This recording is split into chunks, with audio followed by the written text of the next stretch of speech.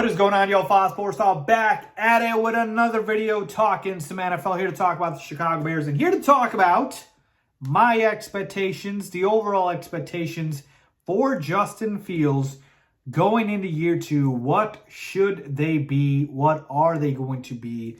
Let's talk about it. If you are new to the channel, make sure to go ahead, hit that big red subscribe button. People, you don't want to miss out because I do post a lot of Chicago Bears content. With that being said, let's get started here. All right, so grab a cup of coffee, grab a drink, whatever the case is, folks. I'm just going to spill out how I'm feeling about this because this is something that has been building up this entire offseason. I think I finally have come to a conclusion. I had an epiphany, if you will, okay? And that is the following. The expectations for Justin Fields going into year two is that he's actually going into year one. Yep, he's going into year one, which basically means that I'm telling you guys that you should scrap his rookie season. I know, you might be thinking, how can I just scrap it? It happened. Here's why. And I'm not saying I necessarily agree even with myself on this, but what I'm telling you is, to me, after doing a lot of pondering and thinking, this is the most, I would say, logical solution for what has happened and transpired with the Bears and their new front office. The reason we need to throw out Justin Fields' rookie year is, one, because it wasn't very good, right? I love Justin Fields, but statistically it was poor, and then obviously we didn't win a lot of games. Now, of course, you can blame Matt Nagy, blame Ryan Pace, the old regime, you can blame the offense, you can blame a bunch of things. We did see some flashes from Justin Fields, right? You saw the mobility, you saw the arm strength, you saw the accuracy. Great. But it was still overall a poor season. And me being a Bears fan, I will tell you that, okay? So that's the first thing why we need to throw out his rookie season. Number two is because it is very rare for a new management to come in and inherit a quarterback where they basically, in a way, don't have a choice on getting a new quarterback right away, or they are going to be just straight up inheriting the guy.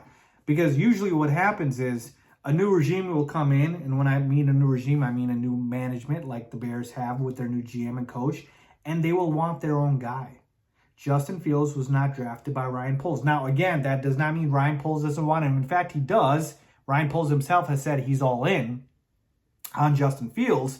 But point is, he wasn't here for year one. So he doesn't care about what happened in year one. All he cares about is the now and moving forward. So to him, he's saying, okay, you know, I've got this kid, this talented kid, but I got this entire team that I'm going to manage. So I'm going to let the kid, you know, do what he can do, but I'm going to try to build the football team first, right? And again, I have been critical of this in a way where I've basically said that, look, I would totally, build around Justin Fields and give him more offensive help, right? And obviously receiver help would have been great. And now Ryan Poles has done a little bit of that in the draft. He obviously drafted 4 offensive linemen. He drafted a receiver, but maybe he could have done a little bit more talent, obviously, on this team. Certainly would have helped to build more around Justin Fields, give him more weapons. But to Ryan Poles doesn't care about that this year. He's like thinking, okay, next year and the year after, I have the resources to give this kid. But right now, I really don't have it, and I really don't care to, because at this point, for all intents and purposes, this is his rookie season. And if you don't believe me, why else would Ryan Poles not want to get him more help? Think about it, right? He inherited Justin Fields. So last year with Matt Nagy didn't really happen. So he's starting on a clean slate with this new regime. And so you're talking about a year of unlearning everything you learned with that old regime and learning this new system. So that's what I'm thinking. That's where I'm at. I'm basically saying, okay, look, I'm going to go into this season with the expectations that Justin Fields is going into year one. Now, again, is it going to be disappointing if we see him have a poor season and make rookie mistakes and not improve his numbers and not improve, his stats and the Bears don't win? Yeah, it's going to be extremely disappointing. But I will also know that this is a new regime, new coach, new front office, new offense, new players. Like, everything is brand new for this kid. You compare that to a situation like a Zach Wilson. Again, not saying Zach Wilson's going to have a great year, but he is primed and set up to have one, right? If Zach Wilson breaks out, you can see why. The Jets, second year with head coach Robert Saleh, second year with that offense, second year of Zach Wilson, where he's now going to get more talent, right? They added a receiver in the draft. They added a running back in the draft. They've given him a tight end. They've given him the weapons. Offensive line has been rebuilt. Like, the Jets have given Zach Wilson so much help that if he takes a big leap in year 2 with the continuity from year 1, it wouldn't shock you.